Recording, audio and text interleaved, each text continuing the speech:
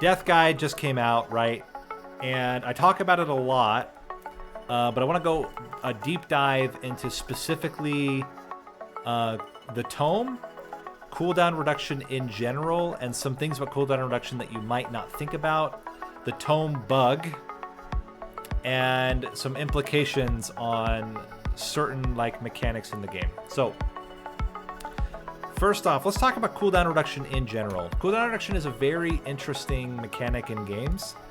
And in a lot of games, because of the power of additive cooldown reduction, oftentimes games will scale cooldown reduction based off of multiplicative cooldown reduction.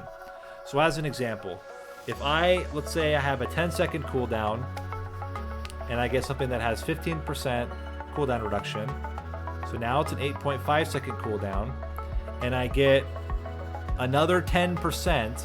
In most games, that would not be additive, that would be multiplicative. So rather than having a 7.5 second cooldown, I'm going to have like a 7.8, 7.9 second cooldown, because it's 10% of the current cooldown, not 10% of the original cooldown. It's multiplicative, not additive. Does that make sense? Vampire Survivors is different.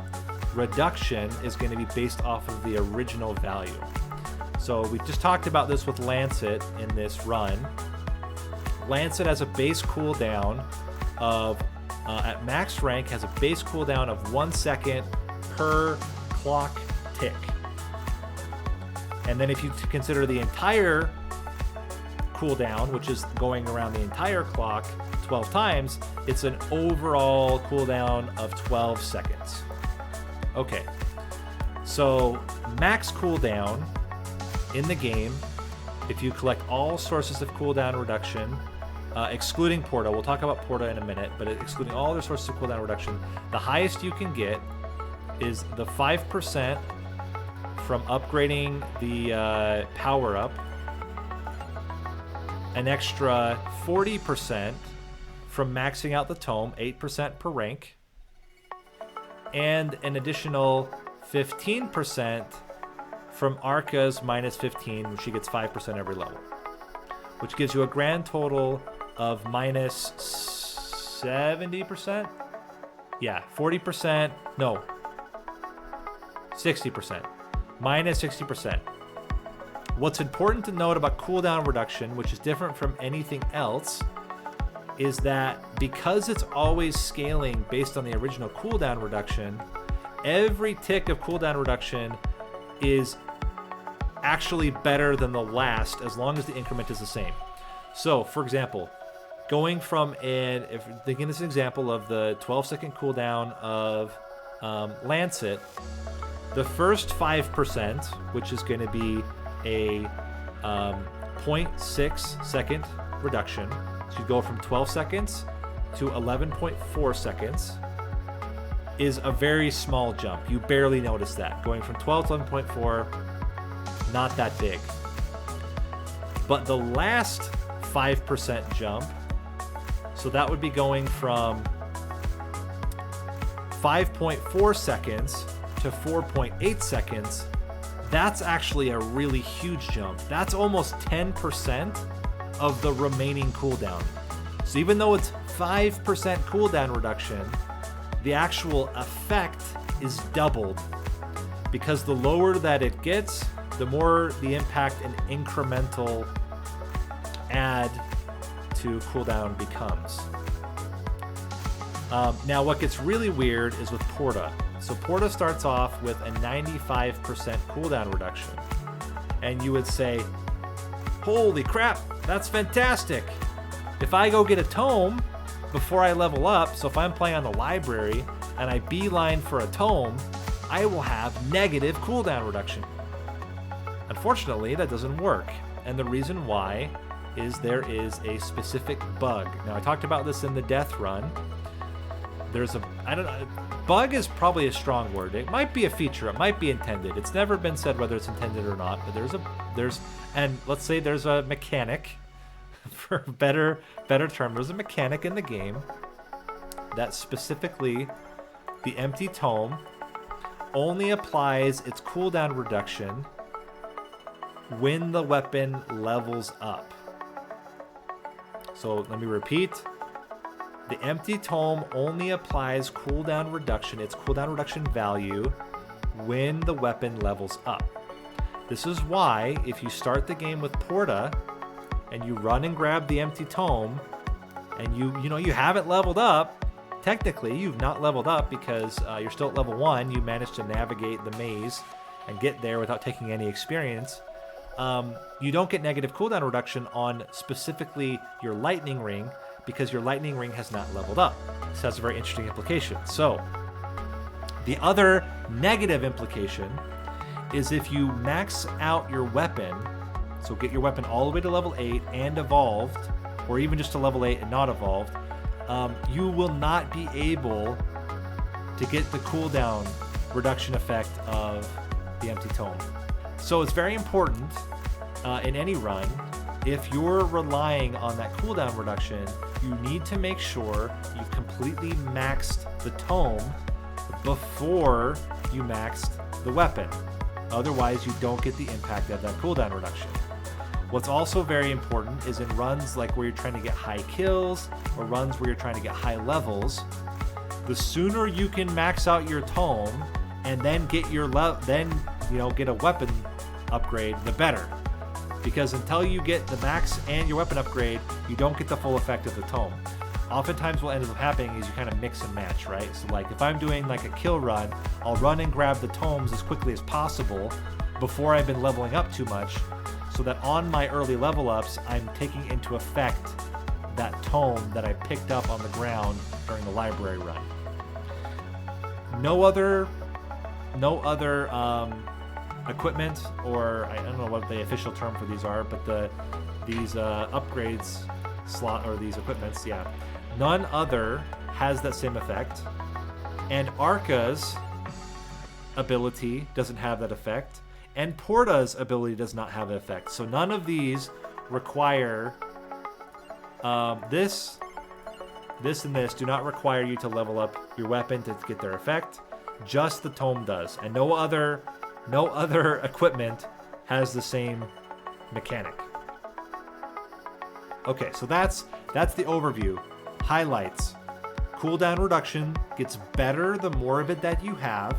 Each incremental cooldown reduction is more valuable than the last one as long as those increments are equal. So the last upgrade of Tome, the last upgrade from Arca, all have more value than the previous one, just due to how cooldown reduction works and the fact that it's incremental instead of additive. Or sorry, incremental instead of multiplicative. Last implication, you want to make sure if your weapon relies on cooldown reduction, don't level up your weapon to max until after you've gotten your max levels of Tome to get the full effect. Okay, that's the summary. Now let's have some fun. Let's do the Porta run. So the way the Porta run works, you beeline. You know what? Hold on. Forgot some important things. Before we do this, refund all your power-ups, stack everything except for magnet and levels. It's very similar to the death kill run. We don't want to level up and we don't want to grab experience points. We want to avoid it. And then we're gonna go max everything else. And now we're gonna beeline for the tomes on the ground. And we're gonna try to dodge experience as much as we can on the way. And we want to get there as soon as possible because the waves get heavier the farther we get in. So far, so good. That's some serious bad luck on the books here. Let's see if we can sneak through here. Oh, that was not good. This is okay, it's the last possible place to get a book, but we did get it. So we got the book, and you'll notice no impact at all. Now the goal is we're going to keep moving. We got to keep moving because if you stay still, it's almost impossible to kill the boss and get the chest without leveling up. So we're going to keep navigating through, trying our best not to pick up any XP. The first boss is going to spawn at 3 minutes. It's between the 2 minute and the 3 minute mark that things get really dicey. Hey, a second book. Love it. Okay. Okay. Don't get too much. Don't get too much. We're going to try to sneak through. 1. No! We did get the level up, but we got the other thing. Okay. So technically we could get to 99 and still level up once, but it's not 100, so it's almost like it doesn't matter. There's 3. Look at that, 3 books. We got ops. This is book plenty. Books of plenty. Let's kind of go up and around. We're almost to the 3 minute mark, or 2 minute mark, sorry. That's where things get dicey. But we have no experience so far. This is like a really solid setup here. Gotta go underneath. Sneak. Sneaky sneaks. Whew. Sneaking. Okay, where's the boss? Get him. Get him. Give me that sweet chest. Come on. Got it. Okay, here we go. You ready for this? Are you ready? I don't know if you're ready for this.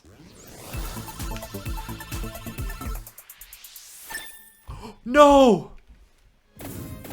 We have to get a second chest. It leveled up the tome. So we gotta hold out till the 5 minute mark is the goal. Go low. Stack them low. Go up top. 5 seconds left. We just gotta kill the boss. 0. There it is. Get him. Okay, we gotta somehow get him to hit him, hit the boss. Crap. Go underneath. Oh no, don't.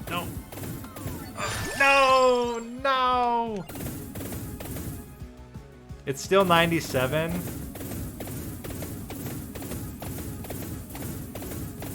Gosh, dang it. We almost had it. Let's try it a third time. Okay, boss time. Kill him.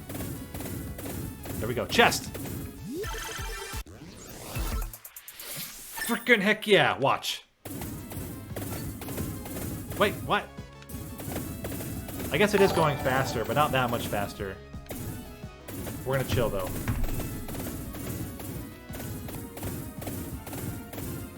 Because it felt like it was going at the same speed, even though we had gotten the increase in level. This was so weird. Yeah, and that's why we were below. We were minus 100%. So it should have been going much faster, but it was going at a very meh speed. Kill him. Got it. Please. Frickin' heck. Okay, well, this is gonna be tough. 2. Okay, boss. Get him. Kill him. Kill the boss. Okay, we gotta... Oh, crap, we gotta get around. Don't get experience. Okay, we gotta reset the boss. It's the only way. Reset the boss. There he is. Got him. Okay, hold on. Lightning ring. Don't level up. No!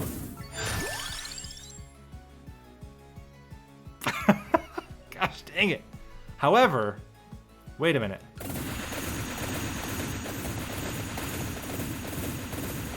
Okay, this is actually kind of cool, though. Maybe Bibles would have been better. Infinite Bible scaling.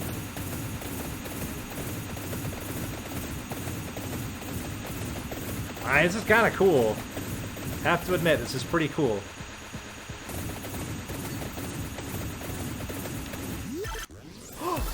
Wait a minute. Go nuts. Don't level up.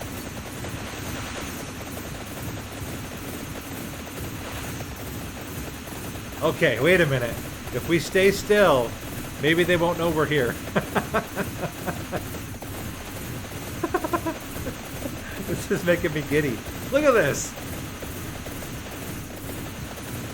As a way, level 2 Bible with insane cooldown reduction could be a viable way to do a level 2 strat, which is very fascinating to me as a concept.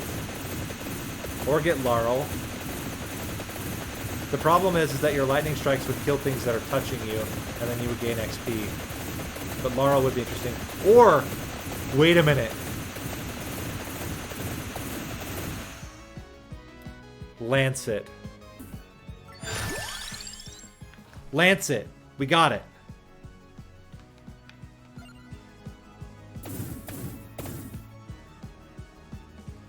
Wait. Where is it?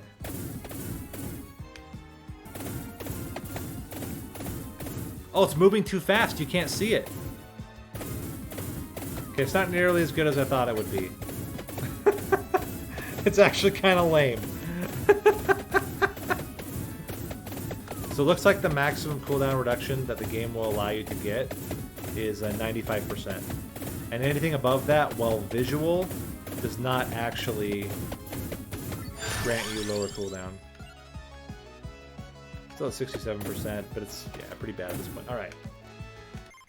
All right, well, with that, we're going to end. So it was discovered you cannot get minus more than 95%. At least it's not effective to get minus 95%. But hey, we tested it out. We validated.